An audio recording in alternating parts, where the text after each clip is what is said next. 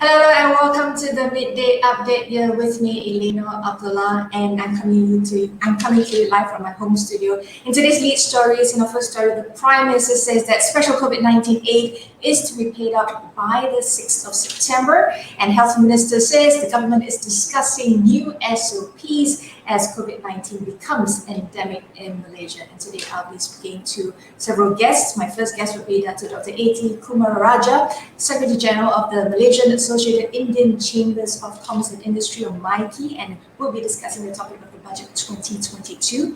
And after that, I'll be speaking to two guests from PERKESO. They are GAYATHRI VADIVEL, Head of Employment Services from PERKESO, as well as AHMAD ZAIDIN bin OTHMAN, Case Manager from PERKESO.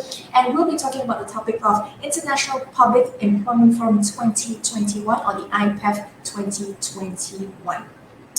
And we move on to the first story. Prime Minister Datuk Sri Ismail Sabri announced that the special COVID-19 aid for the hardcore poor, B40 and M40, will be channeled to recipients from the 6th of September. He says the Finance Ministry has been asked to expedite the program that was scheduled to be implemented last August. In a statement, he added that a total of 3.1 billion has also been channeled to the relevant banking institutions, adding that phase 1 of the crediting process will commence on September 6th and is expected to be completed by the 10th of September.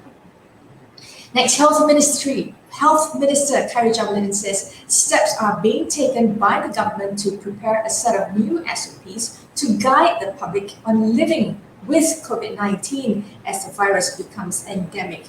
Khairy, in his first official press conference, says discussions are being done to draft these fresh and less complicated SOPs, which would make it easier for the public at large to understand and practice. Additionally, regarding the timeline, Khairy says the ministry will wait until October for nationwide herd immunity to be achieved before deciding on the transition. And Health Minister Khairy continues to say that there are no deaths in Malaysia linked to COVID-19 vaccinations so far, and the National Pharmaceutical Regulatory Agency, or NPRA, was committed to ensuring the safety of COVID-19 vaccines through the management of adverse events following immunization, or the AEFI. Now, from the start of the vaccine rollout on the 24th of February until the 31st of August, 34,445,366 vaccine doses have been administered, with 20.7 response for every 1,000 doses received via MAICCI applications for documented minor reactions. The reactions include injection site pain, headache, as well as lethargy.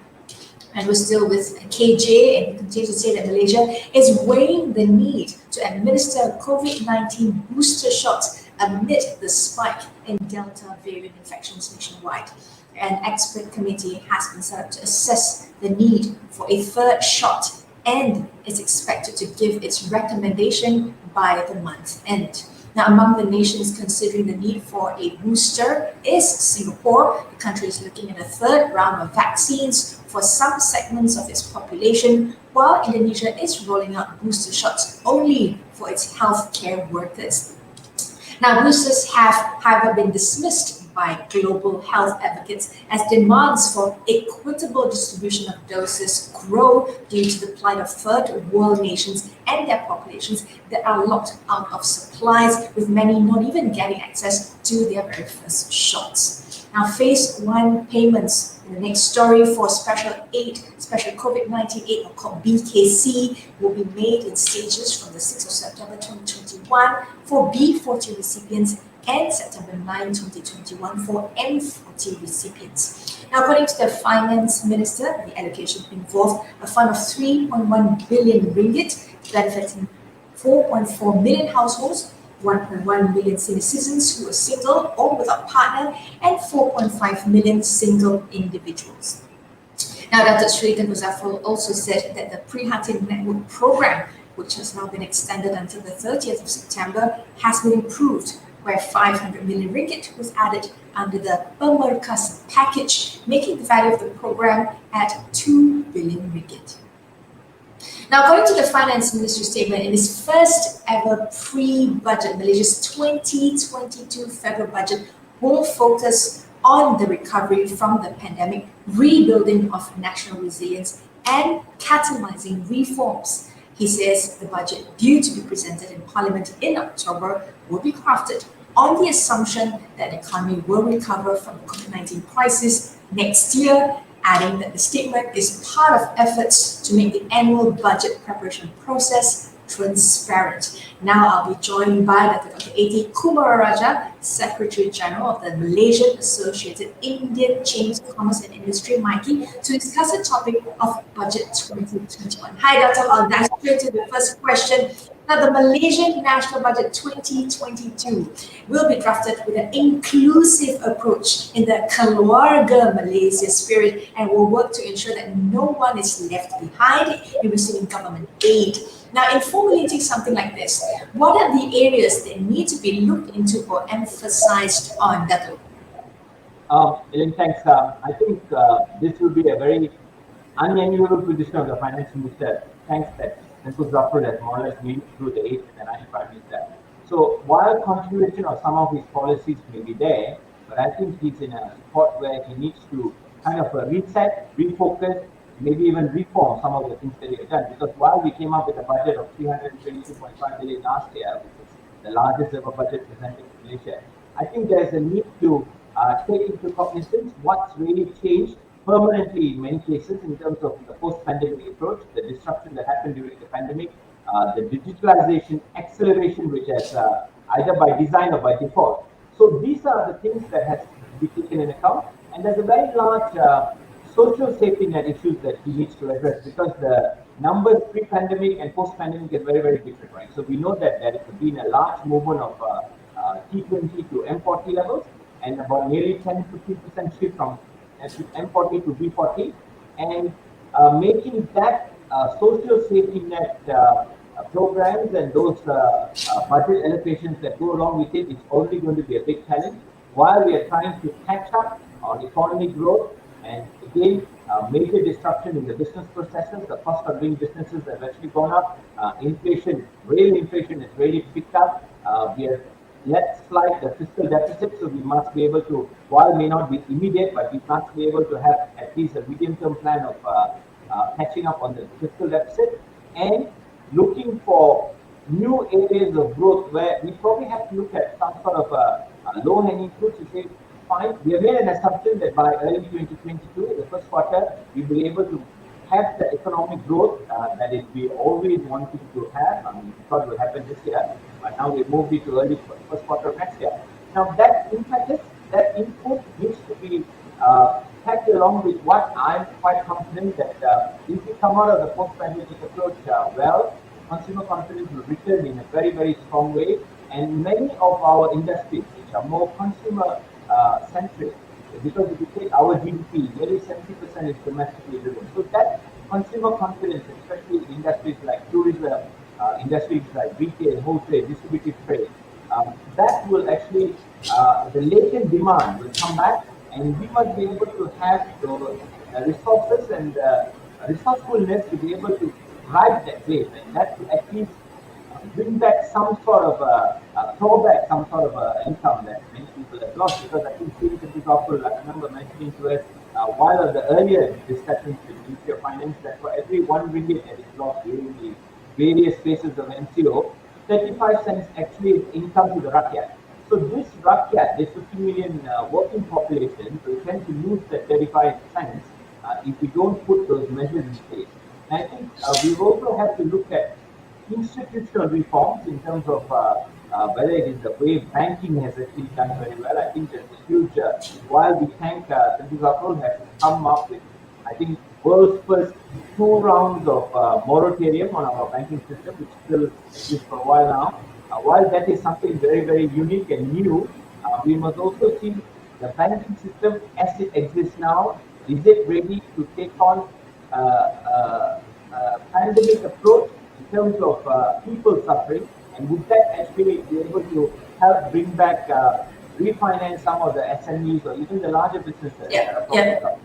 Now, Dato', as early as March this year, the Economic Planning Unit, or EPU, has started receiving a list of proposals in order to draft this budget 2022. And usually a team of subject matter experts are called in to assist in putting the budget together. Can you give us a sense as to how the government keeps its ear to the ground and as well as get feedback on formulating this comprehensive budget? Your thoughts, Dato'?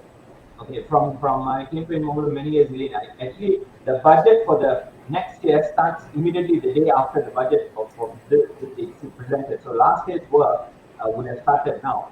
So they already go into early consultation to see, okay, next year they make assumptions and say, look, this is where we need to focus, this is where we need to claw back.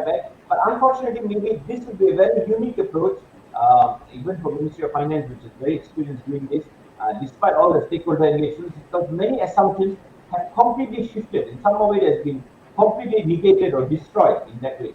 So while we can go in with a very fresh approach, but this would probably, to me, the civil service, the Ministry of Finance, and all related agencies have actually done that. But I think a lot of streamlining happens. I was listening to what you mentioned, Khairy, wanting to streamline some of the SOPs. You know, as I understand, there's 1,200 SOPs.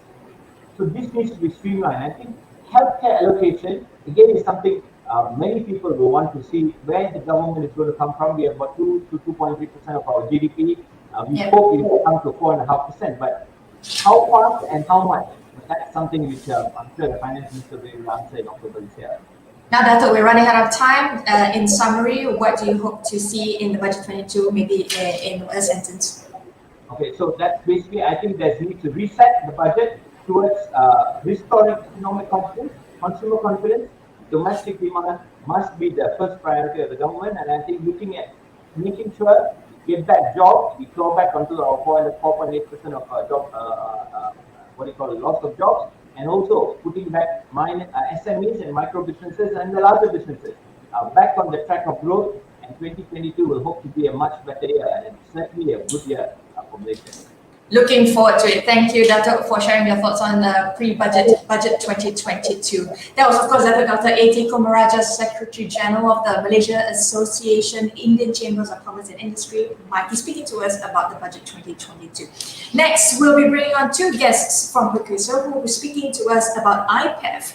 Now, GAYATHRI VADIVEL, Head of Employment Services from PERKESO, as well as AHMAD ZAIDIN bin OTHMAN, Case Manager from PERKESO, as we speak about the International Public Employment Forum 2021 or IPEF 2021. Hello and welcome both Gaya as well as Zaidin. Hi there, Lina. How are you doing? Hi, how are you? Great, thank you. Now jump into the first question, and this one is addressed to you, Gaya. PERKESO will be organizing this International Public Employment Forum 2021, or what you're calling IPEF 2021, from the 6th of September. Can you please explain a bit on the forum and why it's being organized, Gaya? Surely, Elena. First of all, thank you. The International Public Employment Forum 2021, it's a virtual conference, and it's being held for the first time after PERKESO has become a member of the World Association of Public Employment Services. And this WAPES, it actually has about 80 over public employment agencies from all over the world. And SOCSO, being at the agency under Ministry of Human Resources, we're very proud to be one of the members, and this conference is very significant as it addresses a lot of the agendas that are very much in line with what public employment services agencies are looking into. And you know what, we have three very important and very interesting program lineup for this IPEF 2021. The first, we have the SOCSO's Regional Return to Work Digima Symposium 2021, which is being held on the 6th and 7th September. And the second one would be the International Public Employment Services Symposium on 7th and 8th September. And last but not least, we also have a career fair featuring more than 1,000 vacancies that's going to be made available to job seekers, those who are seeking career enhancements, even seniors who are looking to come back to the labor market and contribute will be also welcome to join this conference. And I must add, Elena, over here, that this is very much in line with our 50 years anniversary celebrations, our Golden Jubilee celebrations. So I think it's very meaningful for us to have this, making it very complete with our role, especially during this pandemic. Now let's talk about, still on you, Gaya, what is the aim of IPEF 2021 and how is this going to assist Malaysians in rebuilding their career post-COVID-19 pandemic? These are very challenging times, Gaya. Yeah, definitely. I mean, if you can see SOCSO's role, especially during this pandemic, we have stepped up with a lot of initiatives, a lot of programs, career fairs, interviews, webinars being held to to be able for us to assist employers, stakeholders, employees, job seekers out there who's been having a tough time during this pandemic. How they actually will survive post pandemic. So this conferences, if I can go in a little more detail, firstly, the SOCSO Regional Conference, the Digimos Symposium, features, it is aspired to have a dialogue exchange within disability management experts, addressing, people with disabilities and how we can actually empower them back into the labor market. So speaking about policies and so on. Meanwhile, the International Public Employment Services Symposium, it targets a broader category of people who will be watching this conference, which includes employers, employees, graduates out there, those seeking career enhancements. And there's a great lineup. We've got even a CEO's forum up there featuring Dr. Sri Wong Chun Wai together with Datuk Ira, Dr. Haji Amin Maidin, Dr. Michael Teo, Encik Muhammad Helmi from Sangabi, Bernard Young from Masing as well. They'll be sharing a little bit about how CEOs actually how they got through this pandemic, how they survived, how they managed their business and so on. We also have, yes, Elena? You were mentioning that quite a few names. I see that there will be some famous names who will be sharing knowledge on this forum. Can you also share some bit of information on who will be sharing these thoughts? Perhaps ZAIDIN can jump in here, Khairy. All right, so thank you, Elane. So we are lucky to have many distinguished speakers who are experts in their respective fields to share their expertise and knowledge at this forum. Let's not forget those who have contributed to the development of social security, be it at the local or international level, joining us and disseminate crucial information in these tough times. To name a few, we have Datuk Sri Idris Jala, former Minister in the Prime Minister Department, who is now carrying his duty as CEO of Pemandu Associates, to share his experiences and strategies in executing the government transformation agenda. It is hoped through this session it will inspire and be an eye-opener to the employer, entrepreneur, as well as the public to strive and adapt themselves with the current situation by always thinking outside of the box to withstand the challenges brought upon by the COVID-19 pandemic. We also have Professor Dr. Joachim Breuer, President of the International Social Security Association, ISA, sharing the labor market response strategy in overcoming the COVID-19 pandemic from an international and global perspective. Now, Gaya, let's talk about who are we expecting to attend this event, where and how do they register for it for those who are intending to attend the event? Yeah, okay. So for those, I have to add this point if I can, Elena. I think ZAIDIN may have missed this. We also have our Olympians here. Not to forget, we have Dr. James Wong, Dr. Santok Singh, and Dr. Sochin Poon as well, who will be sharing their, how they actually survived during their times that they were in sports, their prime time, and how that resilience have actually built them and who they are today. And we hope that the audience can actually gain some good insight from them as well. So to log in for this conference, you can actually register for all the 3 programs via www.perkeso.gov.my/IPEF, IPEF that is. And for those who are seeking job placements or job opportunities, you can log on to careerexpo.mycityjobs.gov.my. All right. Now, ZAIDIN, we'll bring you back on. We move on to the programs that will be happening at IPEF 2021. The forum, as we know, is divided into 3 parts, with the first being the Return to Work or Digimos Symposium. And this program is conducted with the aim of getting people with disabilities back to work. Why focus on the disabled, ZAIDIN? All right, that's a great question, Elane. So everyone, regardless of their disabilities or status, should have an equal rights and opportunity to make a living. The SOCSO Return to Work Department upholds this belief by helping employee with injury by implementing disability case management approach, which is a comprehensive and holistic concept that view a person not only based on their medical condition, but also the psychological and social aspect that may affect them. This approach is used to help these workers to get back on their feet and be able to return to work in a timely manner. Getting back to the symposium, the theme of the Digimos Symposium is navigating disability management through the new normal, return to work process re-engineering, highlighting issues and challenges faced by people with disabilities or workers with injuries during COVID-19 pandemic, and how the use of technology, innovation in the system, as well as accommodating to their needs to enable them to return and retain at work. The symposium will showcase experts in various fields, which includes the health, safety, social sciences, engineering, compensation, and many more, joining in as speakers in the keynote, workshop, forum, and also our sharing session.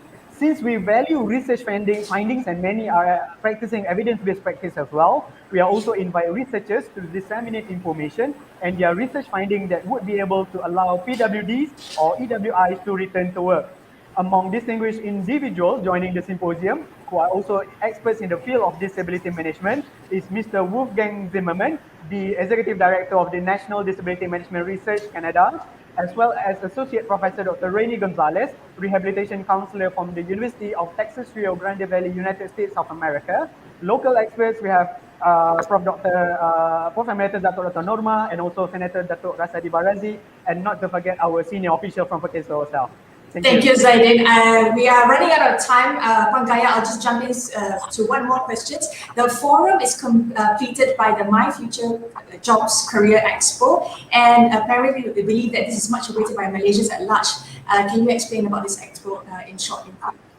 Sure. Yeah, the Career Expo features about 127 participating employers. They include ExxonMobil, Honda, Schlumberg, higher seniors, and there will be more than 20,000 vacancies that will be offered here. So don't hesitate. Those who are seeking jobs, career enhancements, please do register for this conference. And for this entire program, if you all can register before the 5th of September, we have actually interesting features for graduates in particular to be eligible to be attached with top Malaysian CEOs for an apprenticeship programs. And also one more thing, that there will be also lucky draw gifts for those who actually register for the conference as well as the Career Expo before the 5th of September. So please don't hesitate and do register today. Thank you. Thank you so much, both. That was, of course, Puan GAYATHRI, VADIVEL, Head of Employment Services from PERKESO, as well as Ahmad ZAIDIN OTHMAN, the Case Manager for PERKESO, speaking to us about IPAF 2021. Don't forget to register in order for you to get your opportunity to be in concert and be in the midst of all these distinguished guests. Thank you both for joining us. Now we'll move on to the next story. Of course, Tokyo Paralympics national boccia athlete Chew Wei-Lan won silver in the final of the mixed individual BC1 physical impairment category at the Tokyo Paralympics Games yesterday. The 26-year-old, who is making his Paralympic debut, made history by becoming the first Malaysian athlete to compete in the sport of boccia in the Paralympic stage. And what is boccia? Boccia is a precision ball sport similar to boccia and related to bowls and petanque, and the sport is contested at local, national, and international levels by athletes with severe physical disabilities.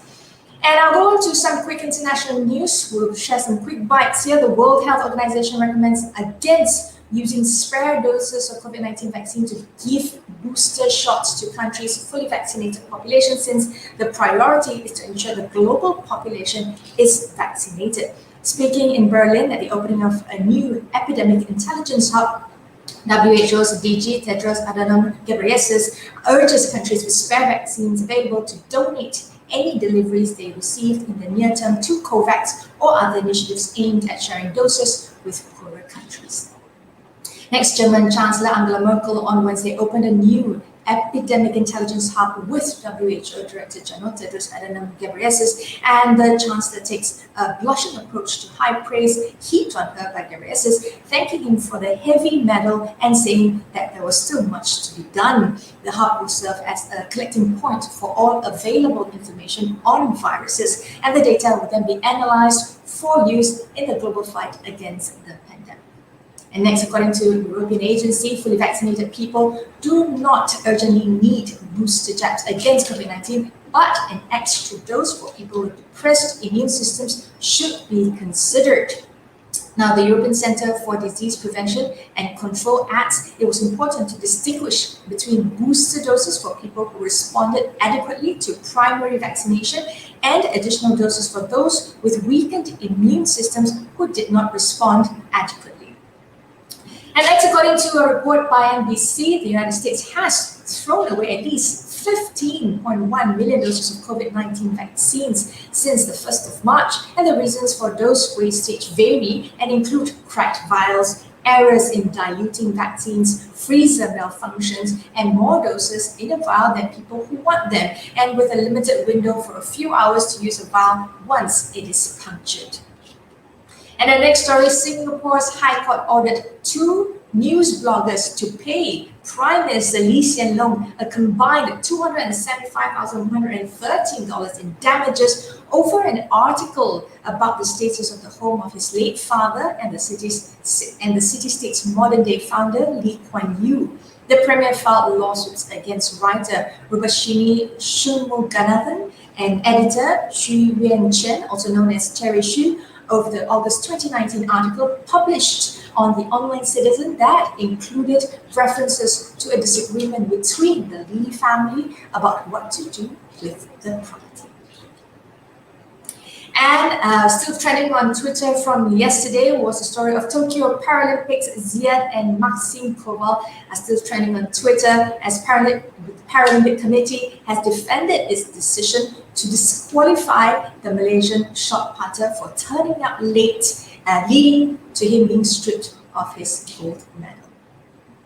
And of course, that story ends this edition of the Midday Update. Just like a quick update, over 65% of the adult population in Malaysia has been fully vaccinated, according to the latest report. Continue to double mask, wear your shield, and maintain optimum health and hygiene. Let's keep each other safe. I'm Elane, and thanks for staying with me till the end of the Midday Update. Bye for now.